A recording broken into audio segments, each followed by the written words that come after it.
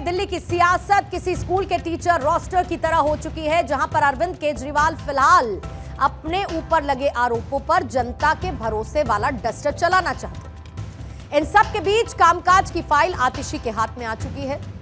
हालांकि इस फाइल पर उम्मीदों का चश्मा लगाकर सौरभ भारद्वाज, कैलाश गहलोत और गोपाल राय भी देख रहे थे, लेकिन समय का चक्र ऐसा घूमा कि एक वक्त पर शिक्षक रही आतिशी अब एक सफल शिष्य साबित हुई, जहां पर उनके गुरु अरविंद केजरीवाल ने उनके नाम पर विश्वास का ठप्पा लगा दिया। आज पूरा दिन केजरीवाल के इस इस्तीफा दांव की क्लाइमेक्स कथा टीवी पर चलती रही, लेकिन इस कथा में पौराणिक इतिहास लौटकर वापस आया। किसी ने सोचा नहीं था। दरअसल रामायण में लिखा है कि जब भगवान श्री राम को 14 साल के लिए वनवास में जाना था, तब उनके छोटे भाई भरत ने राज सिंहासन को ठुकरा दिया। उन्होंने राज सिंहासन को ठुकराते हुए अपने बड़े भाई प्रभु श्री राम के खड़ाऊ राज सिंहासन पर रख दिए और ये कहा था कि जब भगवान श्री राम वनवास से वापस लौटेंगे तब वो इस राज सिंहासन को संभालेंगे। और हुआ भी कुछ ऐसा ही। लंका में जीत के बाद जब प्रभु श्री राम वापस लौटे तो उन्होंने ही अयोध्या का राज सिंहासन संभाला और वो अयोध्या के राजा राम बने। अब समय बदल चुका है, लेकिन रामायण के एक भाग से प्रभावित होकर पूरी आम आदमी पार्टी दिल्ली का असली सीएम अरविंद केजरीवाल को बता रही है और आतिशी सीएम की कुर्सी पर खड़ाऊ रखकर सीएम का कामकाज संभालने वाली देश की पहली मुख्यमंत्री बनने जा रही है। ऐसा हम नहीं बल्कि वो खुद कहती है। सुनिए उनको। दिल्ली के लोग, आम आदमी पार्टी के विधायक और मैं अगले कुछ महीनों तक, चुनाव तक मुख्यमंत्री होने के नाते अब एक ही उद्देश्य से काम करेंगे कि हमें अरविंद केजरीवाल जी को फिर से दिल्ली का मुख्यमंत्री बनाना है। तो अगले कुछ महीने तक, जब तक ये जिम्मेदारी मेरे पास है, मैं दिल्ली के लोगों की रक्षा करने की कोशिश करूंगी और अरविंद केजरीवाल जी के मार्गदर्शन में दिल्ली की सरकार चलाऊंगी। अरविंद केजरीवाल ने कह दिया कि जब तक जनता मुझे दोबारा नहीं चुनेगी मैं इस कुर्सी पे नहीं बैठूंगा। तो कुर्सी तो अरविंद केजरीवाल की इस 5 साल भी है और आने वाले 5 साल में भी होगी। इस 2-3 महीने की वैल्यू इतनी है, या शायद 1 महीने की, कि जब तक केंद्र सरकार चुनाव नहीं कराती, चुनाव आयोग चुनाव नहीं कराता, जो हम चाहते हैं जल्द से जल्द हो जाए, तब तक हम में से एक साथी उस कुर्सी पे बैठेगा। ऐसे बैठेगा जैसे भरत भगवान राम के सिंहासन पे खुद ना बैठ के उनकी खड़ाव रख के जो है शासन चलाते थे, ऐसा है। सुना आपने सौरभ भारद्वाज को। अब सबसे पहला सवाल तो यह है कि लोकतंत्र में खड़ाऊ का कल्चर कहां से आया और जो लोग इसका रचयिता अरविंद केजरीवाल या फिर आतिशी को समझ रहे हैं, उन्हें राजनीति में खड़ाऊ कल्चर के फेल नतीजों वाला एक डेटा देखना चाहिए। साल 2014 याद करिए, नीतीश कुमार ने बिहार में सीएम पद से इस्तीफा दे दिया था। इसी साल जेल जाने से पहले झारखंड के सीएम हेमंत सोरेन ने भी इस्तीफा दिया था। नीतीश कुमार ने 20 मई 2014 को जीतन राम मांझी को मुख्यमंत्री बनाया था, जिसके बाद नीतीश जीतन राम मांझी में खटपट हुई और जीतन राम मांझी ने नई पार्टी बना ली। 2 फरवरी 2024 को हेमंत सोरेन चंपई सोरेन को मुख्यमंत्री बना चुके थे और जेल से रिहा होने के बाद हेमंत सोरेन ने चंपई को सीएम की कुर्सी से हटा दिया। वो नाराज हुए और चंपई सोरेन बीजेपी में शामिल हो गए। मतलब यह है कि कलयुग में सतयुग का खड़ाऊ कल्चर जोखिम से भरा है, फुल ऑफ रिस्क, जहां पर नेता कुछ दिन बाद सीट पर रखे खड़ाऊ में खुद को फिट कर लेते हैं। और ऐसे में आतिशी के साथ क्या खड़ाऊ कल्चर सफल रहेगा या नहीं, ये तो भविष्य के गर्त में है। लेकिन राजनीति के इस दौर में खड़ाऊ कल्चर को पपेट कल्चर कहा जाता है और आतिशी जिसे खड़ाऊ बता रही है, बीजेपी उसे पपेट बता रही है। अब एक डमी सीएम बनने वाला है और ये डमी सीएम का शब्द मेरा नहीं है, ये सौरभ भारद्वाज का है, ये सोमनाथ भारती का है कि अब जो भी मंत्री सीएम बनेगा, जो भी मुख्यमंत्री बनेगा, वो तो केवल खड़ाऊ सीएम बनेगा। आपने एक महिला को तो मुख्यमंत्री बनाया, पर साथ ही साथ उस महिला को लेमडक मुख्यमंत्री, प्रॉक्सी मुख्यमंत्री और डमी मुख्यमंत्री साबित करने का काम भी आम आदमी पार्टी के नेताओं ने किया। ये दुर्भाग्यपूर्ण है। दिल्ली की जनता कभी भी नक्सल समर्थकों को नहीं स्वीकार सकती।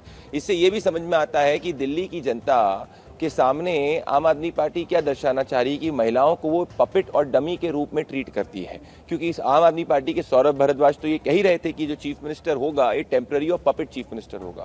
तो इससे आज ये स्पष्ट हो चुका है कि आम आदमी पार्टी और अरविंद केजरीवाल की सोच नक्सल समर्थन की है, पपेट महिलाओं को as dummy and puppet treat करने की। दिल्ली का दुर्भाग्य है कि यहाँ पर एक दशक से आम आदमी पार्टी की सरकार है। सीएम का चेहरा कोई भी हो, दिल्ली के विकास कार्यों पे ये जो पूर्ण विराम लगा हुआ है, ये जो दिल्ली की दुर्दशा है, ये बनी रहेगी जब तक कि यहाँ पर आम आदमी पार्टी की सरकार है। एक दशक से यहाँ पर आम आदमी पार्टी के नेताओं ने सत्ता भोगी है, लेकिन दिल्ली के विकास कार्य में कुछ नहीं करा। दिल्ली के सुधार के लिए यहाँ पर डबल इंजन की सरकार आनी बहुत आवश्यक है। आतिशी पपेट सीएम है या फिर नहीं, ये कोई सवाल नहीं, क्योंकि जवाब खुद आतिशी दे चुकी हैं। उनका कहना है कि दिल्ली के मुख्यमंत्री अरविंद केजरीवाल ही हैं, लेकिन कम समय में तरक्की को तराशने वाली आतिशी की कहानी एक शिक्षक से शुरू होकर सीएम तक तो पहुंच ही चुकी है। साल 2013 आम आदमी पार्टी में मैनिफेस्टो ड्राफ्टिंग कमेटी की मेंबर बनी आतिशी मरलेना। साल 2015 आया, मध्य प्रदेश के खंडवा में जल सत्याग्रह में उन्होंने हिस्सा लिया। साल 2015 और फिर साल 2018 जब मनीष सिसोदिया की वो एडवाइजर इस ड्यूरेशन में रही। साल 2020 आया, कालकाजी विधानसभा सीट से चुनाव जीता और साल 2023 में सिसोदिया की गिरफ्तारी के बाद वो मंत्री बनी। अब 17 सितंबर को सीएम पद के लिए उनके नाम पर मुहर लग चुकी है। यानी कि 4 साल का अगर आप मोटा मोटा समय देखेंगे तो 4 साल के अंदर आतिशी विधायक चुनी गई, विधायक से मंत्री बनी और मंत्री से सीएम के नाम पर, उनके नाम पर मुहर अब लग चुकी है। लेकिन मुहर लगते ही कई पुराने मामले भी सामने आ जाते हैं और पार्टी की करीबी रही हैं स्वाति मालीवाल, वो भी फ्रंट में आ गई। उन्होंने स्वाति मालीवाल ने निशाना साधा है आतिशी पर परिवार का नाम लेते हुए। उनका यह कहना है कि उनकी दिल्ली आतंकी अफजल गुरु के समर्थकों के हाथ में जा रही है और ऐसे में वो चुप नहीं बैठेंगी। उनकी इस बात का समर्थन केंद्रीय मंत्री किरेन रिजिजू ने भी किया। एक बार आप ये भी सुन लीजिए। आज दिल्ली के लिए एक बहुत दुखद दिन है।